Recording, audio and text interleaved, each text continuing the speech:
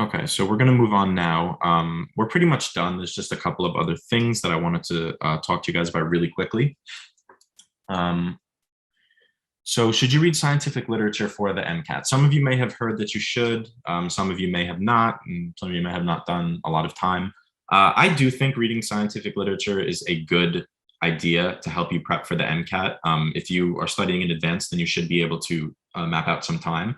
So like reviewing scientific journals and studies is a great way to familiarize yourself with terminology and experimental setup. So if you have never really read scientific literature in school, then I would definitely encourage you to be familiar with how to attack it.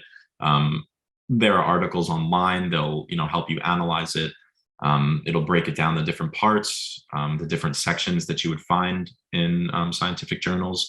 And although you're not going to be directly tested on your ability to comprehend scientific literature, reading it could definitely help your comprehension skills for any passage-based questions. So that's for cars, anything that you might come across in the biochem section as well, especially the cars section though. Just reading and being familiar with the terminology and not being blindsided when you get to the MCAT, like for certain words or maybe the way passages are structured. I think it's definitely worth incorporating some sort of scientific literature reading into your study.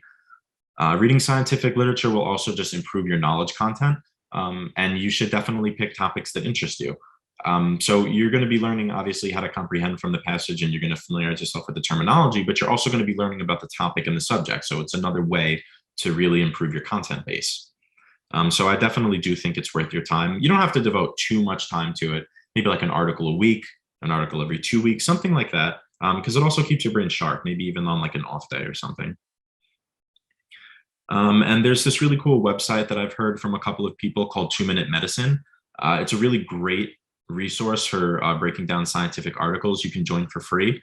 And what it does is it basically takes a bunch of popular scientific articles and it breaks them down. It summarizes them. It'll maybe break down the different parts. So I do recommend using it. I recommend finding an article that interests you. Try to read the full article. You can go onto 2-Minute Medicine and it will link you to the full articles.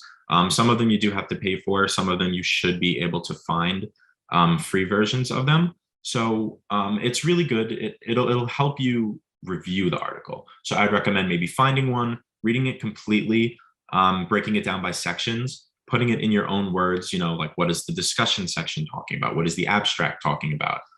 The conclusion section, methods, all those different sections, try to summarize them, try to, in your words, say what they're talking about, what the major points are.